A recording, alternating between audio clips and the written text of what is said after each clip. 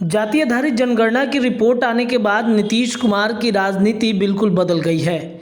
जाति आधारित जनगणना के हिसाब से नीतीश कुमार अब राजनीति आगे बढ़ा रहे हैं। इंडिया गठबंधन हो या फिर जिस तरीके से महागठबंधन बिहार में है, इसको लेकर के नीतीश कुमार अलग तरीके की राजनीति पर ज़्यादा जोर दे रहे हैं। आप सबको याद ही है कि कुछ ही दिन पहले बिहार के अल्पसंख्यक समुदाय के लगभग सभी बड़े नेताओं के साथ नीतीश कुमार ने एक बड़ी बैठक अपने आवास में बुलाई थी।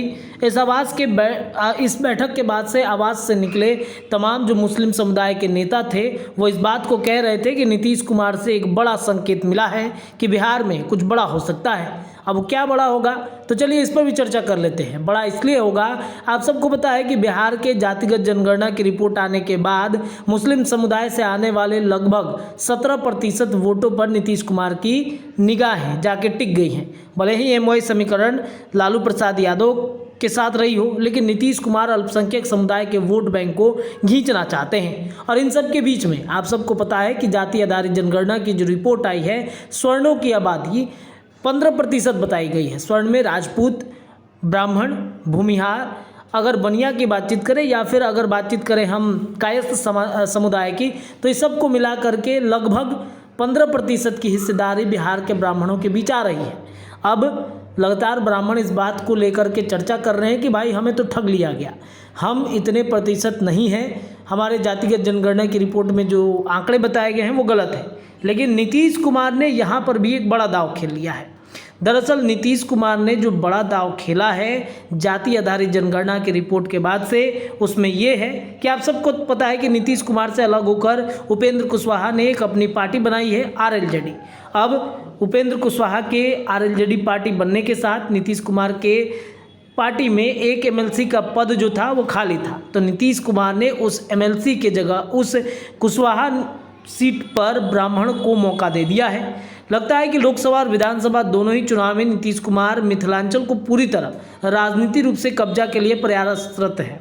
एम्स का मुद्दा उठाने से लेकर दरभंगा के मेयर को अपनी पार्टी में लाने तक, मंत्री संजय झा को ताकत देने के लिए योजना लाने से लेकर केंद्रीय गृह मंत्री अमित शाह को घेरने तक, हर जगह नीतीश ने यह दिखाया कि अब जाति जनगणना में ब्राह्मणों की कम आबादी के बावजूद विधान परिषद की सीट पर ब्राह्मण नेता को लाना भी उनकी कूटनीति का एक हिस्सा है।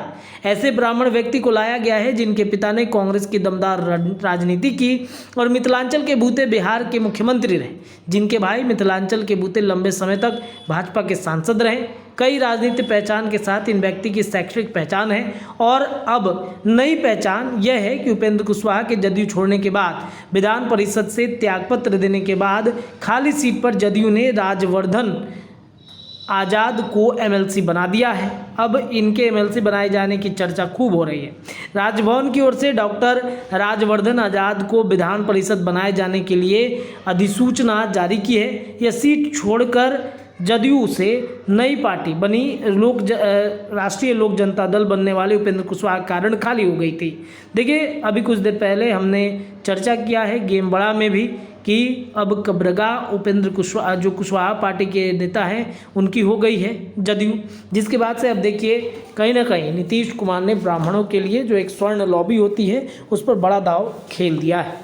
अगर ये वीडियो पसंद आई और वह बिहार के राजनीति और बिहारियत से सरोकार रखेनी तो सब्सक्राइब बटन दबा के चैनल के सब्सक्राइब कर ली।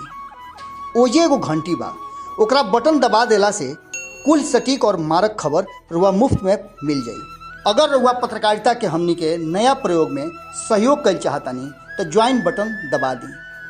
पेटीएम नंबर नोट कर ली 9386816700। धन्यवाद।